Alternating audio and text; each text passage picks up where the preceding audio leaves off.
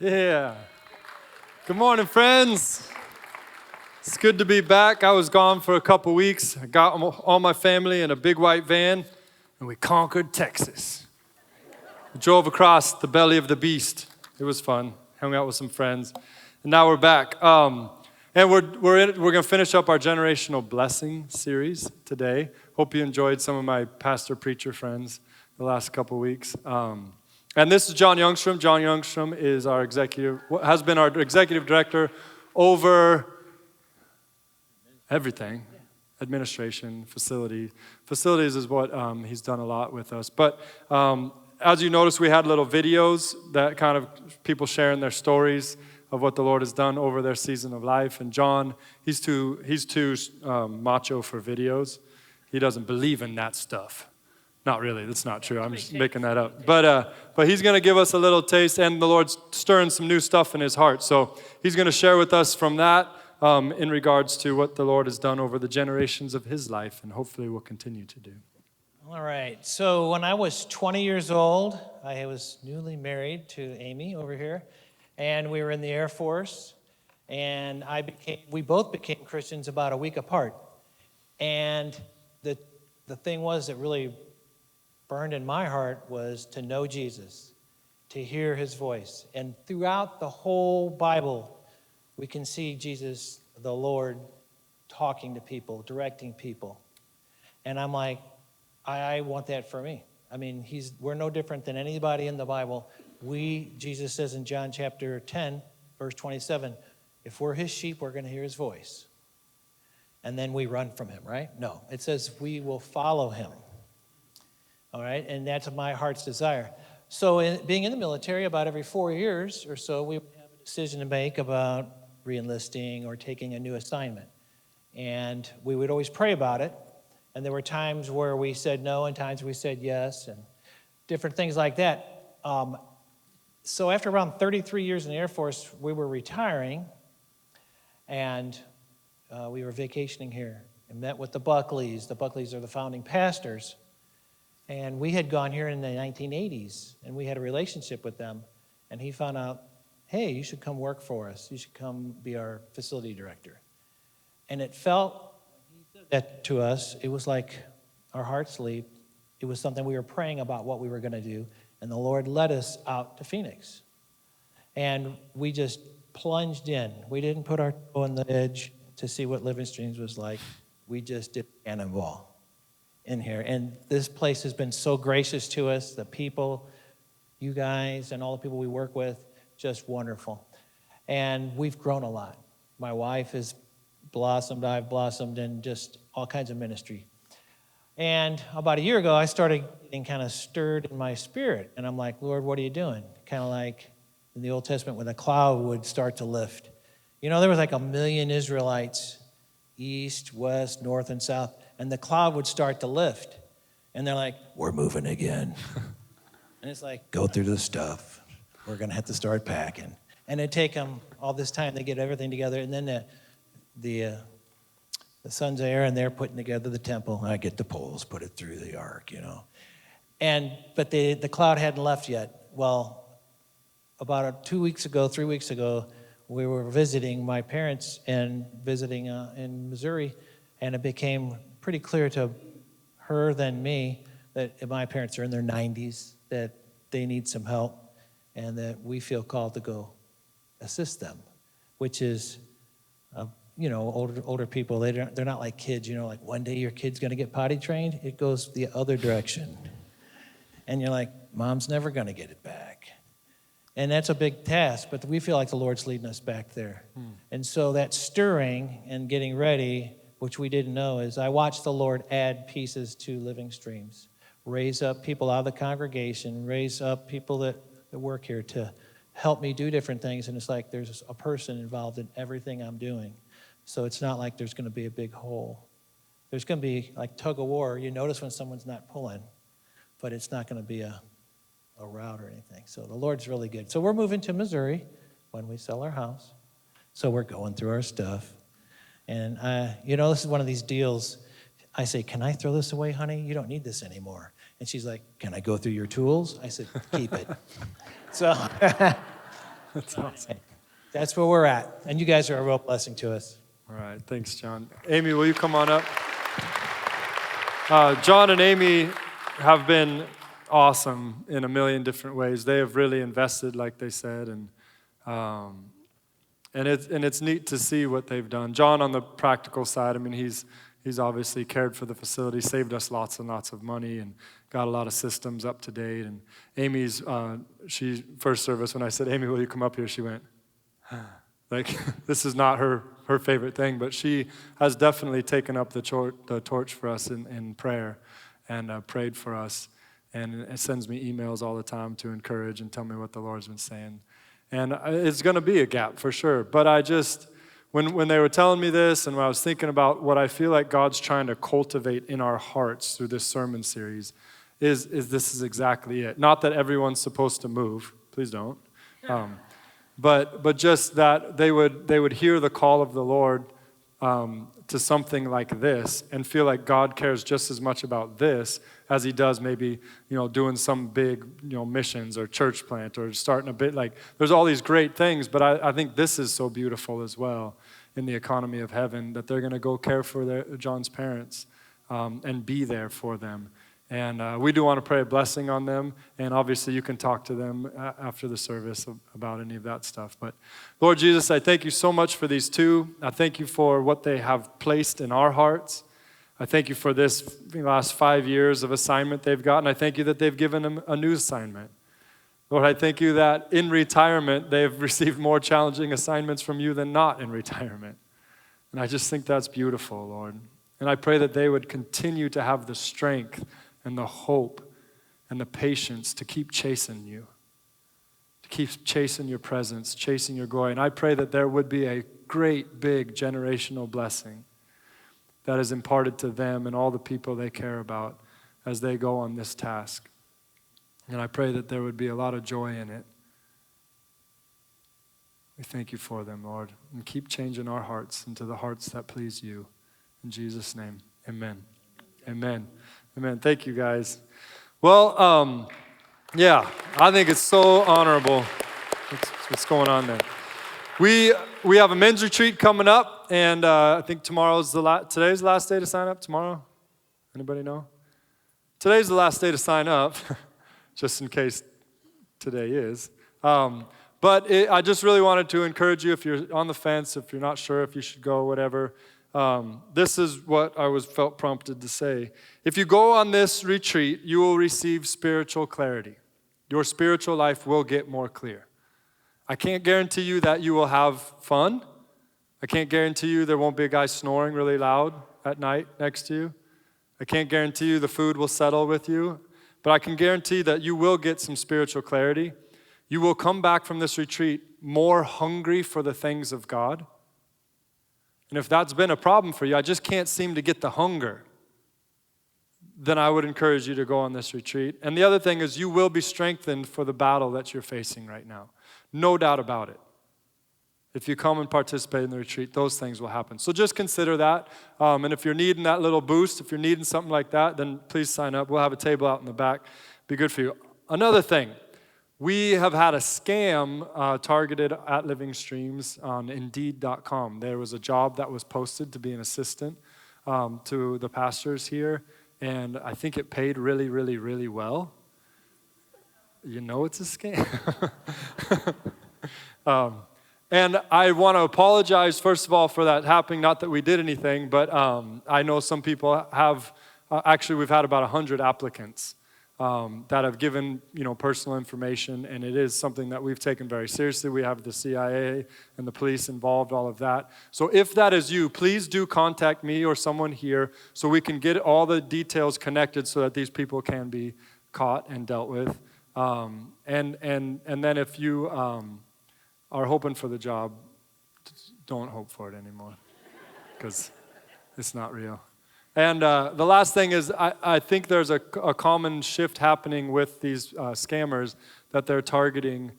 Oh, thank you. That's my wife right there. They're targeting churches now because they find that churches' security is not so strong, and church people are very trusting.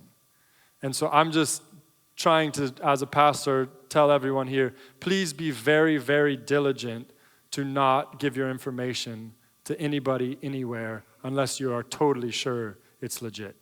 We have to get better at it, because I don't want you guys getting scammed. I don't want to be scammed, and there's all kinds of scams going out there. So anyways, little practical thing there. Now we can jump into our sermon today, which is all about dying and idolatry. Who's excited? Yeah? All right, the Bible is very clear that we're all going to die someday. And there's a lot of people who don't believe the Bible tells the truth. But on this one, it's not that hard to go with the Bible because everybody dies. It's been going on for a while. And yet the Bible has a different perspective about death that I think fits with our generational blessing. Psalm says that it's precious in the eyes of the Lord every time his faithful servants die. Paul said to live is Christ and to die is gain. We all know this kind of Easter verse that says, "Where, O grave, is your victory? Where, O death, is your sting?" Because Jesus has come to take all of the darkness, danger, and sting and pain out of death when he rose from the dead. And our life here in this context, in this season, in this frame, is very short and small and brief. In James it says that our lives are just a vapor. There it was, gone. In light of eternity, in light of the life that God has planned for us after this life, the next life. If that is everlasting and you compare that to what these 70, 80, 90, 100 years are, this is so brief, so small. And death is actually a graduation.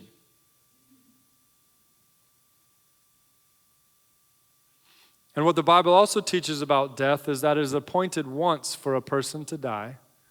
Then after that comes judgment. And the grace of God and the cross of Christ hopefully is permeating enough to where we're starting to understand that when God talks about judgment, he's actually wanting to judge you so he can find the good in you so that he can reward you. That's God's primary reason for judgment. To get you from kindergarten to first grade or whatever you might be at. That's what the judging is. That's what the testing is. He's wanting to bring you to the new next place.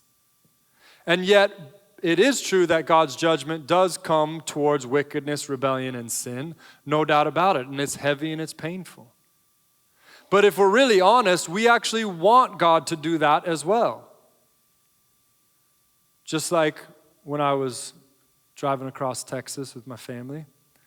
And yeah, I was camping out in the fast lane a little bit. I was going too slow. I wasn't paying attention. And I was getting passed by one car, and then I got passed by a second car, and it was the second car when it dawned on me, I should probably get out of this lane. But they didn't know I'd been driving forever. And the guy that passed me, the second guy, he was right to kind of like, hey man, you shouldn't be in that lane. I get that. I've done the same thing. He was not right to say those things and to show me those fingers and all the other things he did. I had got the message. I didn't need all the exclamation points. And I was right to not say anything or to do anything with my vehicle.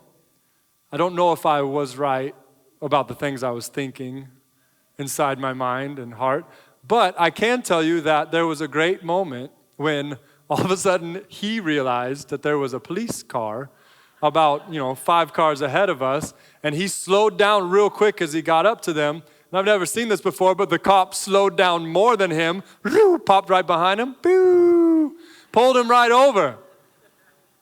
And I didn't say anything or show him anything as I drove by, which is great, which is really great. And again, that's a joke or whatever, but the truth is we want God to punish wickedness, rebellion, and sin. We don't want him to punish it whenever it's us, but when there is real evil in this world, which there is, devastating, breathtaking evil, we want God to rise up. We want him to do these things. So the judgment of God is actually something that is a good thing. And it's something that we need to, if we're going to have the right perspective for generations of blessing, we've got to understand this broader perspective. In the first message, I kicked it off, we talked about Psalm 90 where it says, Moses is teaching and he's saying, Lord, help us to number our days so that we may gain a heart of wisdom. And teaching us to number our days is coming to that humble reality of understanding how finite, how brief our life is. When we're young, it's just a joke. You say your life is brief and it makes no sense at all. But everyone you talk to that is in those latter years of life, they consistently tell you, I don't know where the years have gone. It makes no sense to me how quickly it is gone. It is so brief. And so we've got to gain this understanding. We've got to find a way to believe what the scriptures say, hear about life in the way the scriptures teach it, so that we can make sure we're not missing the blessing in the generation right here and right now.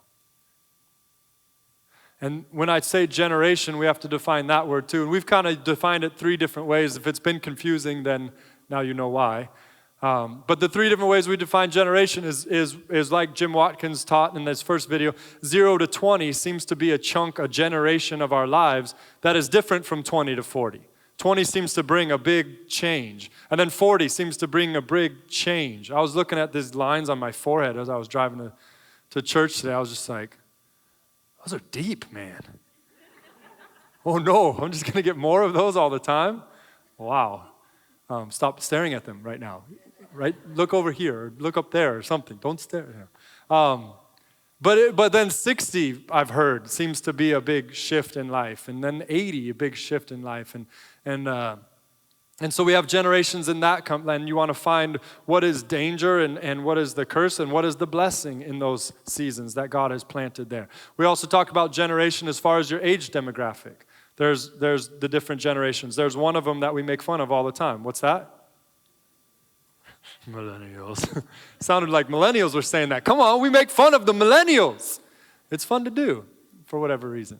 But we actually make fun of everybody. I mean, the Generation X kind of snuck in there.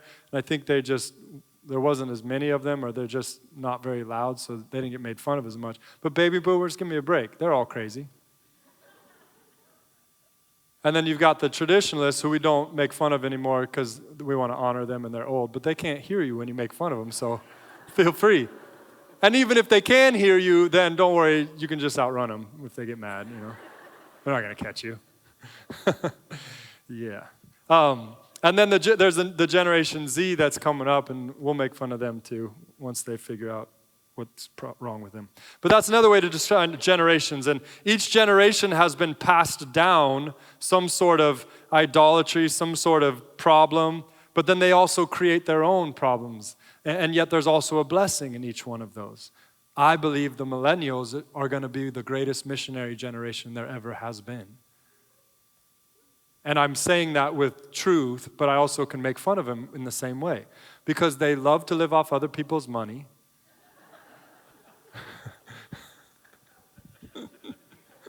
And they don't want to work for their jobs. No, just kidding.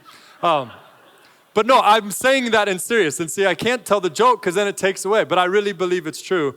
And I hope our church is totally going to be a part of that, that belief. And we're hoping to see it happen here. So anyways, the third way that we've defined generations is your family legacy.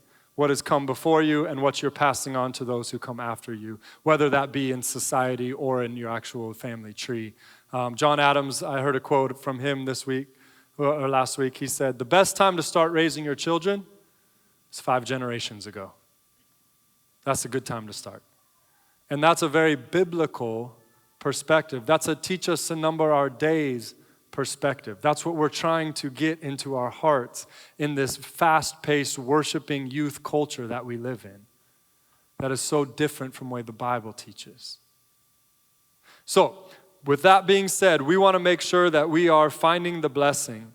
And the Lord is teaching us how to use our days wisely. And so, with that, I want to go to 2 Kings chapter 18. And then we're going to go to 1 Kings 15 and 1 Kings 12. And the reason I've just taken a selection, it's actually this reoccurring kind of thematic way that the Bible talks about the kings of Judah and Israel. But I want to read these to us, give us some perspective, and then we'll run from there. Sound good? Yeah? August 3rd? What's today? August 4th? We got rain last night. We should be feeling good right now. Okay, 2 Kings 18. Go ahead and pop that up. Now it came to pass in the 3rd year of Hoshea, son of Elah, king of Israel, that Hezekiah, the son of Ahaz, king of Judah, began to reign. So confusing, but basically Hezekiah became king. 25 years old was he when he began to reign, and he reigned 29 years in Jerusalem. It's just 29. His mother's name also was Abi, the daughter of Zechariah.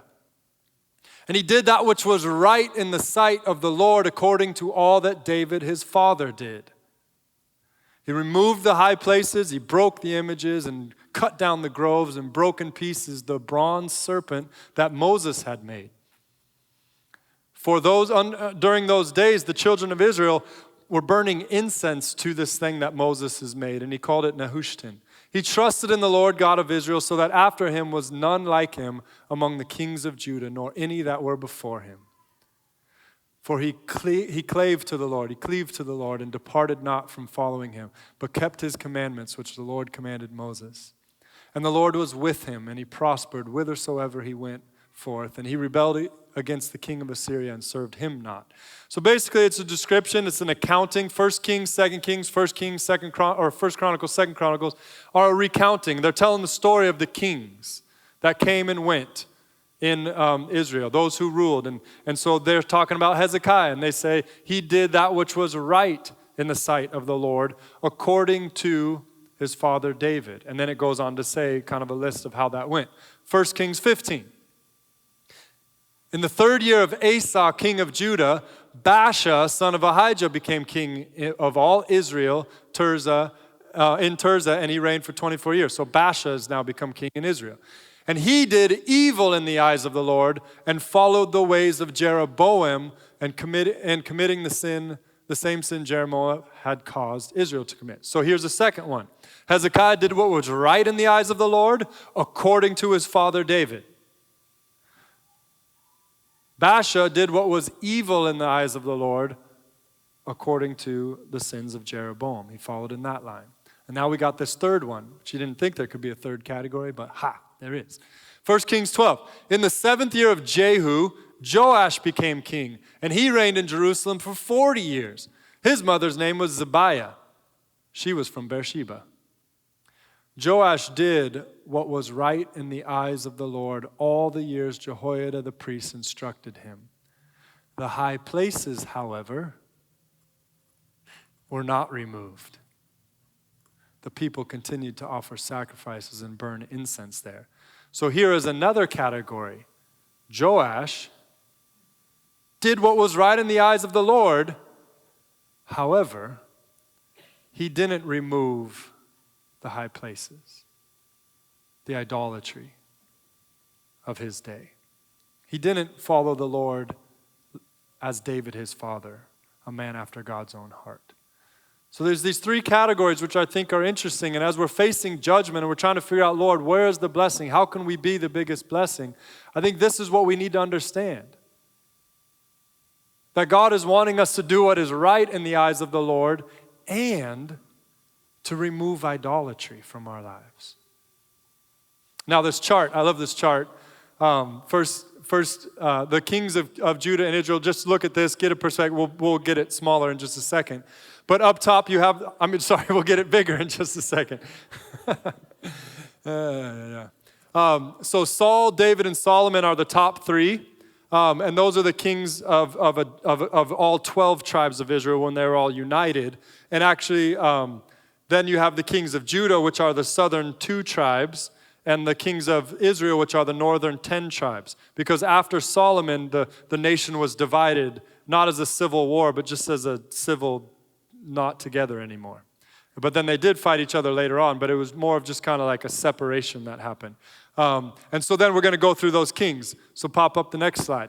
This is 1 Kings and 1 Chronicles, 2 Kings, 2 Chronicles, all on chart form. So here on this side, we have the kings of Judah. And I don't know if you can see it, but there's a thumbs down, thumbs up, thumbs sideways, thumbs down, thumbs down, thumbs down.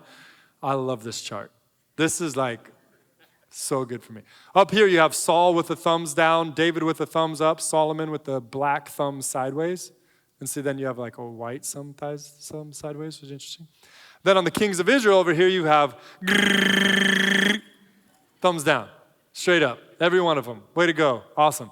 Now pop up the next slide, which is the bottom half.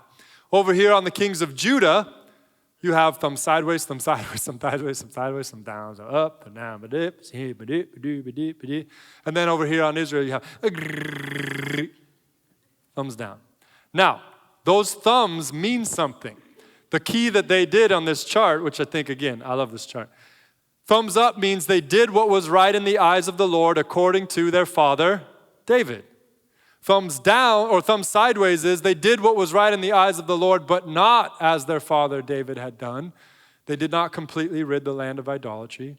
And thumbs down is they did what was evil in the eyes of the Lord, which again, did not remove the idols from the land. So there you have. We just conquered 1 Kings, 2 Kings, 1 Chronicles, 2 Chronicles. That's it. But we have these three categories. We have these three different ways that we are doing our life. And sad to say, in these stories, the way that the king went was usually the way the people went. And the way that the father went was usually the way that the son went. And they're using David as this kind of mark because he was not the father of all these people, but basically he was the king that all of them followed after when they became king. And Jeroboam was the king that took over the northern 10 tribes, and basically all of them that followed Jeroboam as king of Israel did wicked in the eyes of the Lord. And they say, according to the sins of Jeroboam, they connect it to him. It was the generational curse that he passed down. And there's a couple different things here. It says they did what was right in the eyes of the Lord, and did they remove the idolatry? And I want to just unpack those things real quick for us. So doing what is right in the eyes of the Lord. This is so important to me that we understand that doing right in the eyes of the Lord is not just staying away from evil. We as Christians, as the church, have spent way too long saying righteousness is just staying away from bad things. That is exactly what the Pharisees were doing. And Jesus said, unless you have a righteousness that surpasses the Pharisees, you will not inherit the kingdom of heaven. The righteousness that God is trying to produce in your life is not just something that will keep you away from wrong, but it'll empower you to go into the places where there is wrong and make it right. That is the righteousness of God. Where the Christians, where the people of God are righting wrongs. That's what the righteousness of God is all about. Not separating ourselves so much from anything that could potentially be wrong in culture and being this kind of isolated thing over on this side. I'm not saying that we don't have to remove sin from our lives and watch out for certain things, definitely. But if it stops there, you haven't yet found the righteousness of God. You're on your way, but you're not there. And Jesus had a lot of words for the Pharisees who were in that boat. We have to do the things that God asks us to do. That's what I love about John and Amy and their move right now. They are righteous. They've been made righteous by Christ. They've been walking a life of purity. They're in this place, but they know that that is not the righteousness that that's just the beginning. God gave them righteousness so now they could go into the unrighteous situations and boom, make righteousness. And they're going into a situation back home where things aren't quite right. They could be more right, and they're going there to make right happen. And they'll do that not just in their own family, but they'll do that everywhere they go as well. We've got to understand that we have to do what is right in the eyes of the Lord. Actually, the way the Bible describes sin is to him who knows what to do and doesn't do it, to him it's sin. Which is such a different way. than thinking sin is just don't do the things that are bad. It's doing the things that God is asking you to do. That's what he's really looking for. And it's like with my kids. I can't stop them from doing wrong things. They're bad kids. And they're not even meaning to do wrong. They're just breaking things all the time. I never taught them to do the wrong. They just know how to do it. And they love it. They think it's so fun. And what we're trying to teach them is, hey, look, you're going to do wrong. You're going to make mistakes. Sometimes on purpose, sometimes not on purpose. But the most important thing is that you learn how to make a wrong right. And so we're trying to do that. Like, let's go apologize. And then if you broke something, let's try and figure out how we can fix it. Let's try and make it right. Because you're not going to win the battle of never doing wrong. And it was so cool because my daughter the other day, she had made my wife mad. Real mad. And all I know is I was in my room one time and she had basically like put all these instructions for how to have like a really nice, peaceful evening. She had bought all these things. She had done all these things for my wife to kind of like say, Mom, I want you to go do all of these things because I think you'll love these things. And so she knew she did wrong. Instead of just saying sorry, she actually figured out how to make this thing. And my wife went in there and I was like, this is amazing. And whatever was wrong now didn't feel so wrong. It was made right. And that's the goal that God's trying to get us to do. And that's what these kings were they were judged on. Did they do what was right in the eyes of the Lord? And it doesn't matter if you're 7 or 70. God has an assignment for you. And if you walk in it, not only will you be walking in righteousness, but you will be imparting a blessing to everyone around. The second thing that they were judged on was whether or not they tore down the idols of their day. Tore down the Asherah poles, removed the high places, cut down a grove. Dirty grove. I don't even know what that is. But basically it was they had to go and find the things in their lives that were not of God or that were set in the same plane as God and remove those things. And I remember being in Belize in this town called Gales Point where things move very slow. And I ran into a guy named Brother Hugh. He was 70 years old, and he was really the only guy in the village, an adult male in the village, that knew Christ and followed Christ that we knew of. And I remember him sitting me down one time in this very sleepy, slow village. And he said, I want to tell you some things. And I was like, okay. I mean, I'm already just being there, just like, why is everything moving so slow? And then when you talk to the 70-year-olds in the village, whoa. He was like, hi, David. Hi. I want to tell you about my life. I was just like, okay, man, let's do this thing. But whatever, I had time. And so he started telling me, and it was so interesting, and I'll never forget what he said. He started to talk about how when he first started following Christ as like an 18-year-old. And he said at that point he thought he was going to follow Christ and the Lord would keep, adding things to his life and building him up and strengthening him. But he said that really what he's realized is, as he looks back, it was almost like he was carrying this wheelbarrow. And as he walked with God with this wheelbarrow, Jesus kept pointing to one thing in the wheelbarrow and said, I want to talk to you about that. And they would talk about it, and eventually it would be, okay. And he would take it, and he would take it out of his wheelbarrow. And then as soon as he did that, Jesus would be like, no, what's that thing over there? And he would be like, well, it's this. And Jesus would talk to him about that. And he said that what he's realized now that he's 70 years old is that following Christ has been a lot more unloading things than adding things. And he said first it was selling drugs. I felt like Jesus told me to stop selling drugs. It's like, okay, I'm listening. And then he said I was supposed to stop gambling. And then I was supposed to stop smoking. And then he continued to go on and on and on and talk about the things that he was supposed to offload or remove. And I've never forgot that because I just think that is such an accurate picture of walking with Jesus. And in two ways. One is, if you're not perfect, just keep walking with Jesus. If you're having struggles, just keep walking with Jesus. You might be in more of a hurry than he is. Now, that doesn't mean he doesn't hate sin and he doesn't want to remove these things. Absolutely. But it's got to be him, or it's never actually going to happen. So you have to really walk with him to find out what he's wanting to do in your life, because he's the one that can actually get anything done. He's the only one that can change the leopard's spots.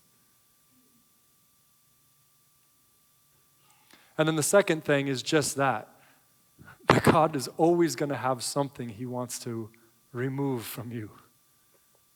You're never going to get to a point where all of a sudden, hey, the wheelbarrow's empty.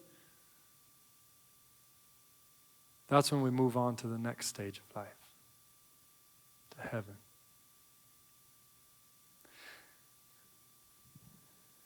I've kind of come up with this short little thing. Might be helpful or not. It's not biblical, but it's just been in my heart, so I want to share it with you. But it's this concept of surrendering. As I've tried to put some generational blessing idea to some of these scriptures, you can pop the slide up, surrendering.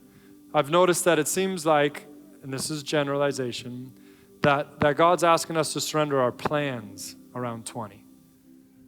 I want it to be this, and now I feel like I'm going this way. Or I was going to be this and this injury. Or I was going to be this, but now she's pregnant and I need to adjust. Whatever it might be. And this happens more than just that time, but that seems to be a real big moment. And I don't want you to miss what God's doing there. And then when you're 40, you surrender your power. You have to start realizing that you're not going to grow in strength anymore. I think this is what midlife crisis is all about. We keep saying, oh yeah, throw that job responsibility on there. Oh yeah, throw that bigger job on there. Oh yeah, throw the car on there. Throw the house on there. Throw the boat on there. I got it. Oh yeah, throw marriage. Throw a kid. Why don't we throw another couple of kids? Why don't we throw some foster kids? Why don't we try this? Why don't we try? And we just keep going. And then eventually we start, our strength stops to go down, but our mentality is keep adding it. And then all of a sudden, for a guy or a lady, you've got all this weight and you don't have the strength to carry it. And you don't have the humility to unload things one at a time. So you just run. And it all comes crumbling down. It's not the way of God. There's no blessing in that. And then when you're 60, you surrender your position. And I've been watching some people that I really love and respect go through this. It's painful to not be seen for what you know you have been and are capable of. Even though God still sees you that way. It's a humbling thing. And you can fight it, but you probably lose the blessing. And then surrendering your possessions, which is interesting. I had to talk to some 80-year-olds for this. And I think there's a physical, like you possess physical abilities and you're surrendering those and having to adjust and come to terms with it. You surrender mental capabilities, not quite as quick as maybe you were. And there's blessing in that if you can surrender. Surrendering whatever possessions you might have, house, home, finances, your clothes, I don't know.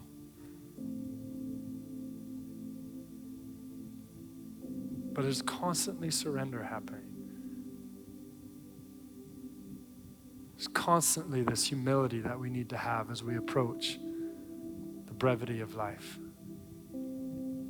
If we want to find the blessing and pass on the blessing.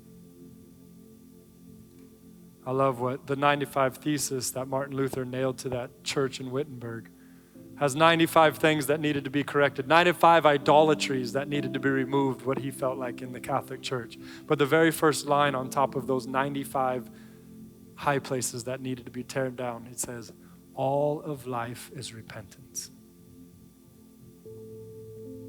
All of life is surrender to the mighty hand of God. And the one idol that I feel like God has just brought to the, I mean, obviously money, sex, recreation, that girl you're with, that guy you're with, an image that you have of yourself, comfort, possessions, food. We can make an idol out of anything. You can make an idol out of church. Happens all the time. But the idol that I felt like God was highlighting and wanted me to say to us is the idol of convenience. Because ultimately, that's what Jeroboam's sin was all about. Up in the northern 10 tribes, Jeroboam didn't want all of the people to go back to the southern tribes, to Jerusalem where the temple was, because they might want to move down there. And so what he did was he made a temple in the northern 10 tribes and made a system of worship there so that it was more convenient for all the people. But the presence of God wasn't there. And all of the kings that followed him did what was evil in the eyes of the Lord. And we got to watch out for convenience. Convenience looks like this. Prayers where we say, God, will you bless my plans? I really want to do this job, or I really want to go to this place. God, will you bless me there? That's not the way he works. He's not a genie that we can just rub and say, God, I want this, this, and this. And so often that's what our prayer life is like, just a bunch of rubbing on a lamp. Another way it looks is we try and make Jesus fit into our schedule. And that's a big joke because he's huge. It's like trying to find the right time to have a baby when it fits within your schedule and plans. No, that baby comes and kaboom. All the plans and schedule, everything is gone. And you just reorder from there. We want God to bless us here and now instead of say, God, take me to the promised land. Bless us here in Egypt, oh God. And God says, no, I'm not going to bless you in Egypt. I want to lead you to the promised land. And that's what I love about John and Amy and what they're doing too. They would much rather just have God bless them here and take care of their parents over there. But God never asks us to do something that doesn't require faith. We've got to learn those lessons so we don't miss out on anything in this life. Let's pray. Jesus, we do thank you for teaching us, for caring about our souls more than we even do. For being the author and perfecter of our faith, for being the one who is in charge of our spiritual formation, the one who is leading us from glory to greater glory in ever increasing measure as we just take your hand and walk with you. Lord, please in this moment, as we quiet our hearts before you, show us the idols in our lives right now, the idols in our families, the idol in our age demographic, the idol in this season of our life. And help us to tear those things down.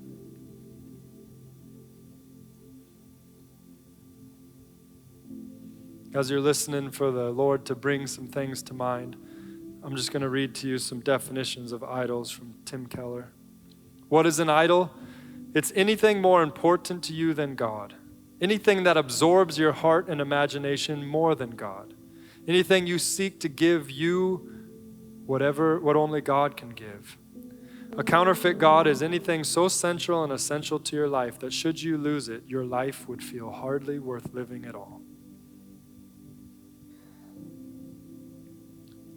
Yes, Lord, search our hearts. We want to walk in what is pleasing to you. We want to tear down the idols so that the blessing can be passed on. We want to keep chasing you, even if it's inconvenient.